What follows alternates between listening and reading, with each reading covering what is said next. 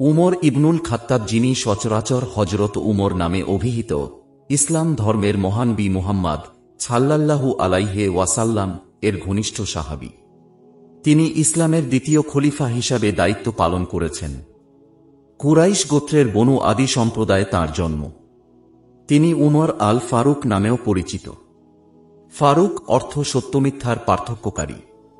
তিনি খুলাফায়ে রাশেদিন এর দ্বিতীয় খলিফা হলেও শিয়া সম্প্রদায় তাঁকে ইসলামের খলিফা হিসেবে প্রাপ্য মর্যাদা প্রদান করে না। উমর বর্তমান সৌদি আরবের মক্কায় জন্মগ্রহণ করেন। তাঁর পিতার নাম খাত্তাব ইবনে নুফাইল। তাদের পরিবার মূলত মধ্যবর্তী ধরনের ছিল। তিনি শিক্ষিত ছিলেন, যা তখনকার আরব সমাজে অনেকটাই ব্যতিক্রম ছিল, এবং শিক্ষিতদের অন্যরকম সম্মান ছিল। সুস্বাস্থ্য, শক্তিশালী, সাহসী এবং বিশেষ করে রাগী পুরুষ হিসেবেও তিনি সুপরিচিত ছিলেন। যৌবনকালে একজন প্রথম শ্রেণীর কুস্তিগীর হিসেবে প্রখ্যাত ছিলেন। তখনকার আমলে মদ পান আরবে খুবই সাধারণ বিষয় ছিল, এবং অনেকের বর্ণনামতে উমর ইসলাম গ্রহণের পূর্বে মদ পান করতেন। কিন্তু ইসলাম গ্রহণের পর তিনি কখনও মদ্য স্পর্শ করেননি। মুহাম্মদ সাল্লাল্লাহু আলাইহি ওয়াসাল্লাম যখন প্রথম ইসলামের বাণী প্রচার করেন, তখন উমর তাঁর তীব্র বিরোধিতা করেন এবং কুরাইশদের প্রথাগত ধর্ম রক্ষায় অগ্রণী ভূমিকা পালন করেন। ইসলাম বিরোধী হিসেবে তিনি সুপরিচিত ছিলেন।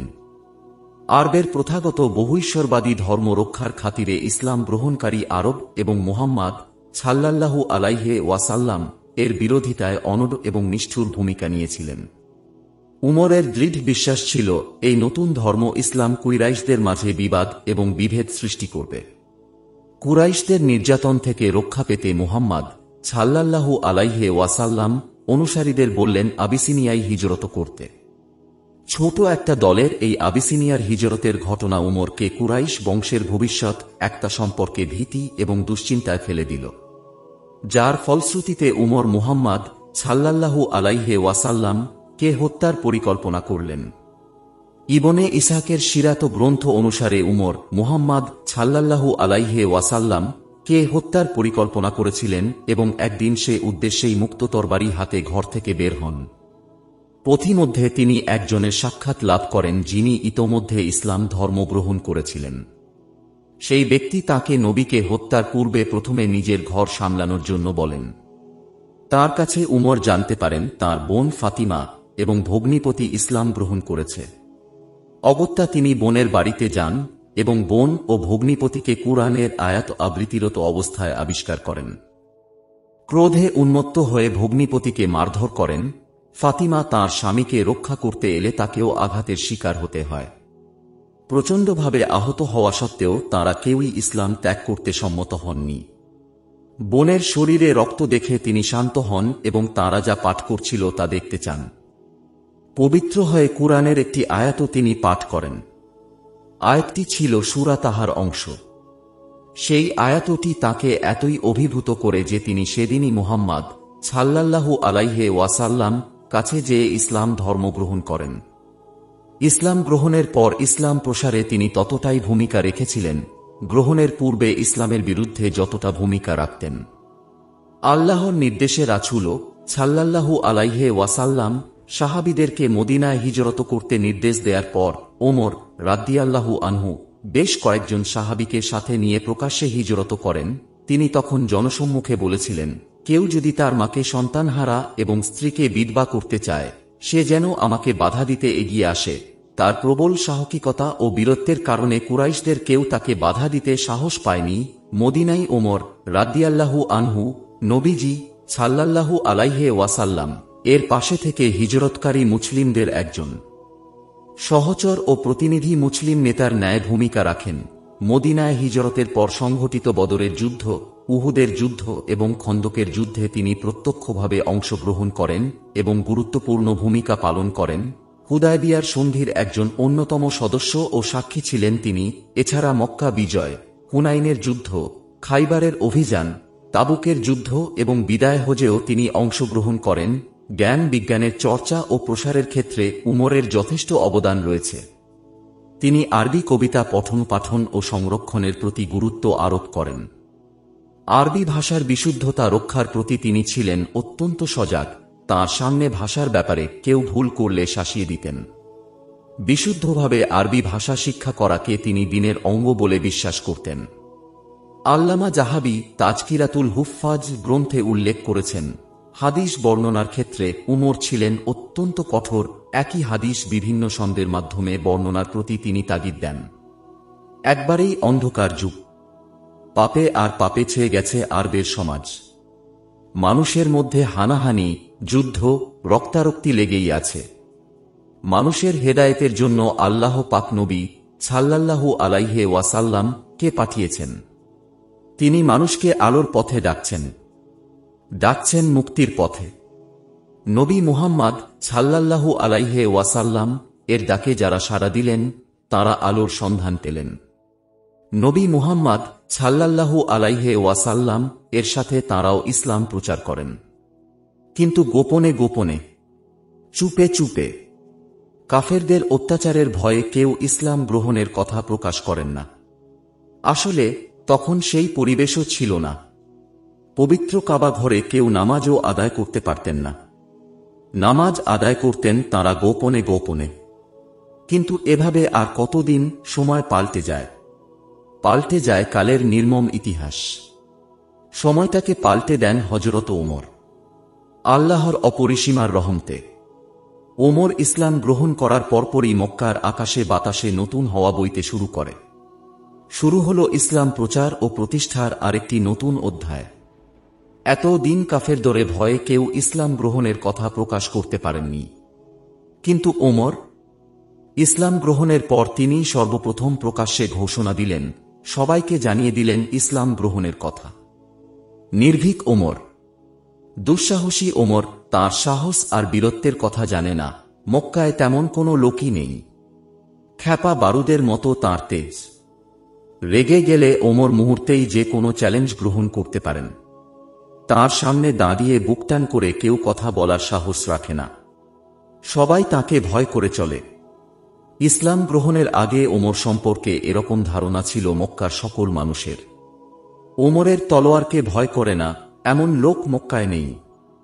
সেই দুঃসাহসী ওমর ইসলাম গ্রহণ করেছেন, ইসলাম গ্রহণের কথা প্রকাশ্যে ঘোষণা দিয়েছেন। শুধু কি তাই, তিনি সঙ্গী সাথীদেরকে নিয়ে মক্কার পবিত্র কাবা ঘরে প্রবেশ করলেন, প্রকাশ্যে নামাজ আদায় করলেন। এই প্রথম কাবা ঘরে প্রকাশ্যে নামাজ আদায়ের ঘটনা ঘটল। কাফেররা শুনল সবই, দেখল সবই। দেখল সঙ্গী সাথীদেরকে নিয়ে দুঃসাহসী ওমর কাবায় যাচ্ছেন, নামাজ আদায় করেন। কাফেররা দেখল, কিন্তু কেউ প্রতিবাদ করতে সাহস করল না। কেউ বাধা দিতে ছুটে এল না। কে আসবে ওমরের সামনে? কে আসবে তাঁর খাপ খোলা তলোয়ারের সামনে? এমন হিম্মত কার আছে? ওমর বীরদর্পে হেঁটে গেলেন ইসলামের সবচেয়ে বড় দুশমন, সবচেয়ে বড় শত্রু আবু জাহেলের বাড়িতে। জোরে চিৎকার করে বললেন, ইসলামের দুশমন আবু জাহেল, আমি ইসলাম গ্রহণ করেছি। আল্লাহ ও রাসূল সাল্লাল্লাহু আলাইহি ওয়াসাল্লাম এর প্রতি ঈমান এনেছি এবং রাসূল সাল্লাল্লাহু আলাইহি ওয়াসাল্লাম এর কাছে প্রেরিত বিধান ইসলামকে সত্য বলে জেনেছি এবং মেনে নিয়েছি। ওমরের হুঙ্কার আবু জাহেল স্তম্ভিত হয়ে গেল, কিন্তু প্রতিবাদ করতে সাহস পেল না। ওমর মিথ্যা ও পৌত্তলিক শক্তির বিরুদ্ধে প্রকাশ্যে জিহাদ ঘোষণা করলেন। ওমরের ইসলাম গ্রহণ করার সংবাদ চারদিকে ছড়িয়ে গেল দ্রুত গতিতে। এ খবর শুনে কাফেরদের বুক ভয়ে আর বেদনায় টন টন করে উঠল, আর মুসলমানদের হৃদয়ে খুশির তুফান বইতে শুরু করল। তারা আরও সাহসী হয়ে উঠলেন। ওমর তাঁর সঙ্গী সাথীদের নিয়ে মক্কায় প্রকাশ্যে ইসলামের দাওয়াত দিতে শুরু করলেন। কাফেরদের নাকের ডগা দিয়ে মক্কার এ প্রান্ত থেকে ও প্রান্ত ছুটে যান ওমর তাঁর সঙ্গী সাথীরা। তাঁরা একত্রে কাবায় নামাজ আদায় করেন, কাবা ঘরে তাওয়াফ করেন। কেউ বাধা দিতে এলে তাঁরা তা প্রতিহত করেন। তাঁরা প্রতিহত করেন কাফেরদের যে কোনো আক্রমণ। অন্য মুসলমানরা গোপনে হিজরত করেন মদিনায়, আর ওমর হিজরত করেন প্রকাশ্যে। মক্কা থেকে মদিনায় হিজরত করার আগে ওমর প্রথমে কাবা ঘর তাওয়াফ করেন। তারপর কুরাইশদের মধ্যে গিয়ে চিৎকার করে বলেন, কেউ যদি তার মাকে পুত্র শোকে কাঁদাতে চায় তাহলে সে যেন এ উপত্যকার অপর প্রান্তে আমার মুখোমুখি হয়। এই দুঃসাহসী ঘোষণা দিয়ে বীরের মতো তিনি মদিনার পথে রওনা হলেন। কাফেররা দেখল ওমর চলে যাচ্ছে, কিন্তু তাকে বাধা দিতে কেউ সাহস পেল না। ওমরের তলোয়ারের ভয়ে তারা প্রকম্পিত। প্রাণ হারাতে কে যাবে তাঁর তলোয়ারের সামনে?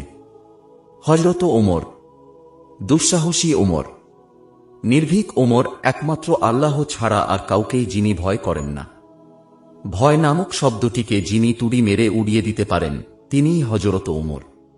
নবী মুহাম্মদ সাল্লাল্লাহু আলাইহি ওয়াসাল্লাম কে তিনি ভালোবাসতেন প্রাণ দিয়ে। তাঁর সে ভালোবাসার কোনো তুলনা হয় না। নবী মুহাম্মদ সাল্লাল্লাহু আলাইহি ওয়াসাল্লাম এর সাথে তিনি বদর, উহুদ, খন্দক সহ সকল যুদ্ধেই অংশ নিয়েছেন এবং বীরত্বের সাথে কাফেরদের মোকাবেলায় যুদ্ধ করেছেন। নবী মুহাম্মদ সাল্লাল্লাহু আলাইহি ওয়াসাল্লাম কে তিনি অত্যন্ত ভালোবাসতেন। নবী মুহাম্মদ সাল্লাল্লাহু আলাইহি ওয়াসাল্লাম ওফাতের সংবাদ শুনে তিনি বিশ্বাসই করতে পারেননি যে নবী মুহাম্মদ সাল্লাল্লাহু আলাইহি ওয়াসাল্লাম আর দুনিয়াতে নেই। নবী মুহাম্মদ সাল্লাল্লাহু আলাইহি ওয়াসাল্লাম এর মহব্বতে তখন তিনি পাগলপ্রায়। কোষমুক্ত তলোয়ার নিয়ে ওমর মসজিদে নবমীর সামনে গিয়ে ঘোষণা দিলেন, যে বলবে নবী মুহাম্মদ সাল্লাল্লাহু আলাইহি ওয়াসাল্লাম ইন্তেকাল করেছেন, আমি তার মাথা দ্বিখণ্ডিত করে দেব। মদিনায় হিজরতের পর উমর রাদিয়াল্লাহু আনহু দরিদ্রের জীবন যাপন করতেন। খাইবার যুদ্ধের পর তাঁর ভাগে পড়ল উৎকৃষ্ট একখণ্ড জমি, যা উমরের জন্য নিয়ে এলো সচ্ছল জীবনের এক সম্ভাবনা। জমির মালিকানা পাওয়ার পর উমর রাদিয়াল্লাহু আনহু মহানবী সাল্লাল্লাহু আলাইহি ওয়াসাল্লাম এর কাছে হাজির হলেন।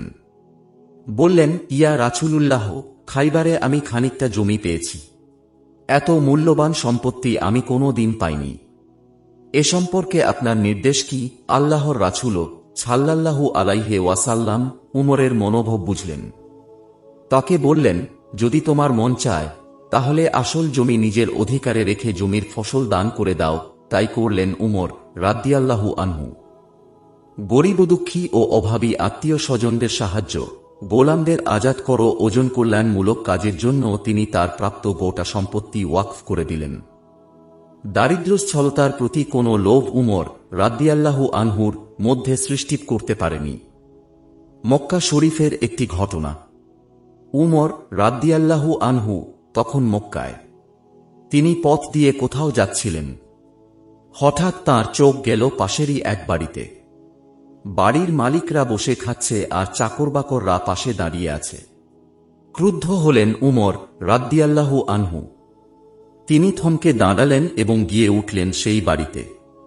বললেন, ব্যাপার কি? নিজেদের চাকরবাকরদের সাথে এই বৈষম্যমূলক ব্যবহার করছো কেন? বাড়ির মালিকরা লজ্জিত ও অপ্রস্তুত হয়ে পড়ল। চাকরবাকরদের সাথে এই ব্যবহার জাহেলিয়াতের যুগে চলে আসা বহু বছরের অভ্যাস। এই অভ্যাস এখনো নির্মূল হয়নি। উমর রাদিয়াল্লাহু আনহু চাকরবাকরদেরকে ডেকে মনিবদের সাথে খানাই বসিয়ে দিলেন। তারপর আবার ফিরে চললেন আপন গন্তব্য। একবার কিছু সুগন্ধি দ্রব্য বাহরাইন থেকে হযরত ওমরের নিকট পাঠানো হল। তিনি সমবেত জনতাকে লক্ষ্য করে বললেন, তোমাদের মধ্যে এমন কেউ আছে কি যে এই সুগন্ধি দ্রব্যটিকে মেপে সমান ভাগ করে মুসলমানদের মধ্যে বন্টন করতে পারে? তাঁর স্ত্রী হযরত আতেকা বললেন, আমিরুল মুমিনিন, আমি পারব। হযরত ওমর বললেন, আতেকা ছাড়া আর কেউ আছে কি? হযরত আতেকা বললেন, আমিরুল মুমিনিন, আমি মেপে দিলে অসুবিধা কি? হযরত ওমর বললেন, আমার আশঙ্কা হয় যে মাপার সময় তুমি জিনিসটা হাত দিয়ে ধরবে এবং তোমার হাত সুবাসিত হয়ে যাবে। অতঃপর সেই সুবাসিত হাত তুমি মুখে মেখে নেবে এবং সুগন্ধি উপভোগ করবে। অন্যদের চাইতে এতটুকু বাড়তি সুবিধা তুমি পেয়ে যাও, তা আমি পছন্দ করি না। হযরত উমর রাদিয়াল্লাহু আনহুর দরবার। দাড়িমোছহীন এক যুবকের লাশ উপস্থিত করা হল দরবারে। নিহত যুবকের লাশ রাস্তা থেকে কুড়িয়ে এনেছে সৈন্যরা। হত্যা করা হয়েছে তাকে। আমিরুল মুমিনিন পেরেশান। বহু তত্ত্বতালাশ ও অনুসন্ধানের পরও হত্যার কোনো ক্লু খুঁজে পেলেন না। বিষয়টি নিয়ে অনেক চিন্তিত তিনি। কোনো উপায়ান্তর না দেখে দ্বারস্থ হলেন দরবারে এলাহিতে। দোয়া করলেন, হে প্রভু, এই যুবকের হত্যা রহস্যকে তুমি আমার সামনে উদ্ঘাটন করে দাও। 1 বছর পর যে স্থানে যুবকের লাশ পাওয়া গিয়েছিল ঠিক সেখানেই পাওয়া গেল একটি সদ্য ভূমিষ্ঠ নবজাতক। শিশুটিকে উপস্থিত করা হল দরবারে। তৃপ্তির হাসি ফুটে উঠল হযরত উমরের চোখে মুখে। বললেন, ইনশাআল্লাহ এবার সে যুবকের হত্যা রহস্য উদ্ঘাটিত হবে। শিশুটিকে তিনি একজন মহিলার হাতে অর্পণ করে বললেন, তুমি তাকে যত্নের সাথে লালন করবে এবং তার যাবতীয় খরচাদি আমার কাছ থেকে মাস শেষে নিয়ে যাবে। অতঃপর বললেন, শিশুটিকে লালন পালন করার মধ্যবর্তী সময়ে লক্ষ্য রাখবে কোনো মহিলা শিশুটিকে নিতে আসে কিনা, অথবা কেউ তাকে আদর সোহাগ করে চুমো দেয় কিনা। যদি এমন কিছু ঘটে তাহলে সাথে সাথে আমাকে খবর দিবে এবং তার ঠিকানা সম্পর্কে আমাকে অবহিত করবে। কেটে গেল কয়েক বছর। শৈশব পেরিয়ে কৈশোরে পদার্পণ করেছে ছেলেটি। একদিন একজন দাসী এসে মহিলাকে বলল, আমার মুনিবা আমাকে আপনার নিকট পাঠিয়েছেন ছেলেটিকে আমার সাথে পাঠানোর জন্য। তিনি তাকে একটু দেখতে চান। মহিলা বলল, ঠিক আছে চলো, আমিও যাব সাথে। ছেলেটিকে নিয়ে যখন তারা সে বাড়িতে পৌঁছালো তখন কৃতদাসীর মুনিবা তাকে কোলে তুলে নিল, বুকে জড়িয়ে আদর সোহাগ করতে লাগল। চুমি চুমি ভরিয়ে দিল তাকে। খবর নিয়ে জানা গেল উক্ত মুনিবা একজন আনসারী সাহাবীর মেয়ে। এবার সেই মহিলা কালবিলম্ব না করে হযরত উমরের দরবারে উপস্থিত হয়ে ঘটনার সবিস্তার বর্ণনা দিল। হযরত উমর রাদিয়াল্লাহু আনহু ঘটনা শোনা মাত্র তলোয়ার হাতে রওনা হলেন, আনসারী মহিলার বাড়িতে পৌঁছালেন। মহিলার পিতা তখন দরজায় হেলান দিয়ে বসা ছিলেন। হযরত উমর রাদিয়াল্লাহু আনহু তাকে বললেন, হে অমুক, তোমার অমুক মেয়ের হালাত কি? মহিলার পিতা বলল, হে আমিরুল মুমিনিন, আশাদাকাল্লাহ, আমার মেয়ে আল্লাহর হক, মানুষের হক, পিতামাতা ও আত্মীয় স্বজনের হক, মানুষের সাথে আচার আচরণ, চালচলন, নামাজ রোজা দিনদারি ইত্যাদি সর্ববিষয়ে বেশ যত্নশীল। হযরত উমর বললেন, আমি তোমার মেয়ের সাথে সাক্ষাৎ করতে চাই। আমি তাকে নেক কাজে আরও উৎসাহিত করব। অতঃপর মহিলার পিতাসহ হযরত উমর মহিলার ঘরে প্রবেশ করলেন। গৃহে প্রবেশের পর হযরত উমর মহিলার পিতাকে বললেন, তুমি ঘর থেকে বেরিয়ে যাও। মহিলার পিতা ঘর থেকে বেরিয়ে গেলে উমর রাদিয়াল্লাহু আনহু তরবারি কোষ মুক্ত করে বললেন, যা ঘটেছে সব সত্য সত্য বলো, না হয় তোমার গর্দান উড়িয়ে দিব। মহিলা বলল, হে আমিরুল মুমিনিন, আপনি শান্ত হন, অবশ্যই আমি সত্য খুলে বলবো। এই বলে সে বলতে শুরু করল, জনাব, আমাদের গৃহে এক বৃদ্ধা মহিলা আসা যাওয়া করত। এক পর্যায়ে তার সাথে আমার এমন ঘনিষ্ঠতা হয় যে আমি তাকে স্বীয় মায়ের মতো শ্রদ্ধা করতাম, কারণ তিনিও আমাকে মায়ের মতো আদর যত্ন করত, মহব্বত করত। এভাবে দীর্ঘদিন কেটে যায়। একদিন সে আমাকে বলল, বেটি, আমি সফরে যাওয়ার ইচ্ছে করেছি। ঘরে আমার এক মেয়ে আছে, তার ব্যাপারে খুব শঙ্কিত। তাকে কোথায় রেখে যাব? শেষ পর্যন্ত সিদ্ধান্ত করেছি তাকে তোমার নিকট রেখে যাব। আমি সফর থেকে ফেরা পর্যন্ত সে তোমার কাছে অবস্থান করবে। এ কথা বলে তিনি তার ছেলেকে মেয়ের সাজে সজ্জিত করে আমার নিকট রেখে গেলেন। তার চালচলন, বেশভূষা সবকিছু মেয়েদের মতো। সে মেয়ে হওয়ার ব্যাপারে আমার মনে সামান্যতম সন্দেহের উদয় হয়নি। সুতরাং দুইজন মেয়ে একসাথে সাধারণত যেভাবে চলাফেরা, উঠাবসা করে, আমিও তার সাথে সেভাবে কাটাতে লাগলাম। এভাবে বেশ কদিন অতিবাহিত হল। একদিন আমি ঘুমিয়ে আছি, সুযোগ বুঝে সে আমার উপর চড়ে বসে এবং আমি কিছু অনুমান করার আগেই সে আমার সতীত্ব হরণ করে নেয়। অবস্থা বুঝে উঠার পর আমার হাতের কাছে ছিল একটা ছুরি, সেটা দিয়ে তাকে খুন করি। এরপর খাদেমাকে নির্দেশ দেই তাকে সেখানে ফেলে আসতে যেখানে আপনি তার লাশ পেয়েছিলেন। তার থেকেই আমার গর্ভে সন্তান আসে। সেই সন্তান ভূমিষ্ঠ হওয়ার পর তাকেও সেই স্থানে ফেলে আসার নির্দেশ দেই যেখানে তার পিতাকে ফেলে আসা হয়েছিল। আল্লাহর শপথ, এই হল সত্য ঘটনা। হযরত উমর রাদিয়াল্লাহু আনহু বললেন, বেটি, তুমি সত্য বলেছ। এরপর হযরত উমর রাদিয়াল্লাহু আনহু মহিলার জন্য দোয়া করে বেরিয়ে আসলেন। আসার সময় তার পিতাকে বললেন, তোমার মেয়েটা বড়ই বুদ্ধিমান ও নেককার। ইসলামের দ্বিতীয় খলিফা হযরত ওমর রাদিয়াল্লাহু আনহু কে এক খ্রিস্টান বাদশাহ 4টি প্রশ্ন লিখে চিঠি পাঠিয়েছিলেন এবং আসমানি কিতাবের আলোকে প্রশ্নের উত্তর চেয়েছিলেন। সেই চিঠির 4টি প্রশ্ন পরবর্তীতে ঐতিহাসিক প্রশ্ন হিসেবে সবার কাছে সমাদৃত হয়ে আছে। প্রথম প্রশ্ন, একই মায়ের পেট হতে 2টি বাচ্চা একই দিনে একই সময় জন্মগ্রহণ করেছে এবং একই দিনে ইন্তেকাল করেছে, তবে তাদের একজন অপরজন থেকে 100 বছরের বড় ছিল। তারা 2 জনকে কিভাবে তা হয়েছে? দ্বিতীয় প্রশ্ন, পৃথিবীর কোন স্থানে সূর্যের আলো শুধুমাত্র একবার পড়েছে? কিয়ামত পর্যন্ত আর কখনো সূর্যের আলো সেখানে পড়বে না। তৃতীয় প্রশ্ন, সে কয়েদিকে যার কয়েদখানায় শ্বাস নেওয়ার অনুমতি নেই আর সে শ্বাস নেওয়া ছাড়াই জীবিত থাকে। চতুর্থ প্রশ্ন, সেটি কোন কবর যার বাসিন্দা জীবিত ছিল এবং কবরও জীবিত ছিল, আর সে কবর তার বাসিন্দাকে নিয়ে ঘোরাফেরা করেছে এবং কবর থেকে তার বাসিন্দা জীবিত বের হয়ে দীর্ঘকাল পৃথিবীতে জীবিত ছিল? হযরত ওমর রাদিয়াল্লাহু আনহু হযরত আব্দুল্লাহ ইবনে আব্বাস রাদিয়াল্লাহু আনহু কে ডাকলেন এবং উত্তরগুলো লিখে দিতে বললেন। প্রথম উত্তরও 2 ভাই ছিলেন, হযরত ওজায়ের আলাইহিস সালাম এবং ওজায়েজ আলাইহিস সালাম। তারা একই দিনে জন্ম এবং একই দিনে ইন্তেকাল করা সত্ত্বেও ওজায়েজ আলাইহিস সালাম ওজায়ের আলাইহিস সালাম থেকে 100 বছরের বড় হওয়ার কারণ হল মানুষকে আল্লাহ তাআলা মৃত্যুর পর আবার কিভাবে জীবিত করবেন। হযরত ওজায়ের আলাইহিস সালাম তা দেখতে চেয়েছিলেন, ফলে আল্লাহ তাকে 100 বছর যাবত মৃত্যু অবস্থায় রাখেন, এরপর তাকে জীবিত করেন, যার কারণে 2 ভাইয়ের বয়সের মাঝে 100 বছর ব্যবধান হয়ে যায়। দ্বিতীয় উত্তরও হযরত মুসা আলাইহিস সালাম এর মুজিজার কারণে বাহরে কুলজুম তথা লোহিত সাগরের উপর রাস্তা হয়ে যায়, আর সেখানে সূর্যের আলো পৃথিবীর ইতিহাসে একবার পড়েছে এবং কিয়ামত পর্যন্ত আর পড়বে না। তৃতীয় উত্তরও, যে কয়েদি শ্বাস নেওয়া ছাড়া জীবিত থাকে সে কয়েদি হল মায়ের পেটের বাচ্চা, যে নিজ মায়ের পেটে কয়েদ বন্দী থাকে।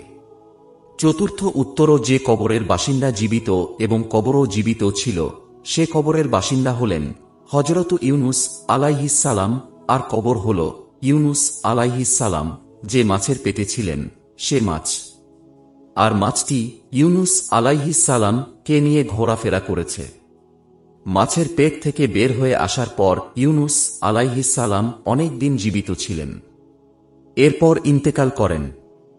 নবীজি মুহাম্মদ সাল্লাল্লাহু আলাইহি ওয়াসাল্লাম এর মৃত্যুর পর ওমর রাদিয়াল্লাহু আনহু নবীজি মুহাম্মদ সাল্লাল্লাহু আলাইহি ওয়াসাল্লাম কে অত্যধিক ভালোবাসার কারণে তা সহজে বিশ্বাস করতে পারেননি এবং এ খবর যারা প্রচার করবে তাদেরকে হত্যা করবেন বলে লোকজনের কাছে ঘোষণা করতে থাকেন। কিন্তু অনতিবিলম্ব কাল পরে আবু বকর রাদিয়াল্লাহু আনহু এসে তাকে থামিয়ে সকলের কাছে নবীজি মুহাম্মদ সাল্লাল্লাহু আলাইহি ওয়াসাল্লাম এর মৃত্যু সংবাদ ঘোষণা করেন। আবু বকর রাদিয়াল্লাহু আনহু নিজের বেদনাকে সংযত করে দৃঢ় কণ্ঠে বলেন, যারা মুহাম্মদ সাল্লাল্লাহু আলাইহি ওয়াসাল্লাম এর উপাসনা করো তারা জেনে রাখো তিনি মারা গেছেন, এবং যারা আল্লাহর উপাসনা করো তারা জেনে রাখো আল্লাহ অমর বিনশ্বর। এবং এরপর সূরা আলে ইমরান থেকে এ সম্পর্কিত একটি আয়াত পাঠ করেন। আবু বকর রাদিয়াল্লাহু আনহু এর এই দৃঢ় বক্তব্য শুনে ওমর রাদিয়াল্লাহু আনহু সম্মতি ফিরে পান এবং নবীজি মুহাম্মদ সাল্লাল্লাহু আলাইহি ওয়াসাল্লাম এর ইন্তেকালের সত্যতা বুঝতে পেরে অবর্ণনীয় যাতনায় অঝরে অশ্রু বিসর্জন করেন। প্রখ্যাত সাহাবী মুগিরা ইবন শুবার বিয়াল্লাহু আনহু অগ্নি উপাসক দাস আবু লুলু ফিরোজ ফজরের নামাজে দাঁড়ানো অবস্থায় এই মহান খলিফাকে ছুরিকাঘাত করে। আহত হওয়ার তৃতীয় দিনে হিজরি 23 সনের 27 জিলহজ্জ বুধবার তিনি ইন্তিকাল করেন। মৃত্যুর পূর্বে আলী, উসমান, আব্দুর রহমান ইবন আউফ, সাদ, জুবাইর ও তালহা রাদিয়াল্লাহু আনহু এ 6 জন বিশিষ্ট সাহাবীর ওপর তাদের মধ্য থেকে কোনো একজনকে খলিফা নির্বাচনের দায়িত্ব অর্পণ করে যান। হযরত সুহাইব রাদিয়াল্লাহু আনহুর জানাজার নামাজ পড়ান। রোজায়ে নববীর মধ্যে হযরত সিদ্দিকে আকবরের পাশে তাকে দাফন করা হয়। মৃত্যুকালে তাঁর বয়স হয়েছিল 63 বছর। তাঁর খিলাফতকাল 10 বছর 6 মাস 4 দিন।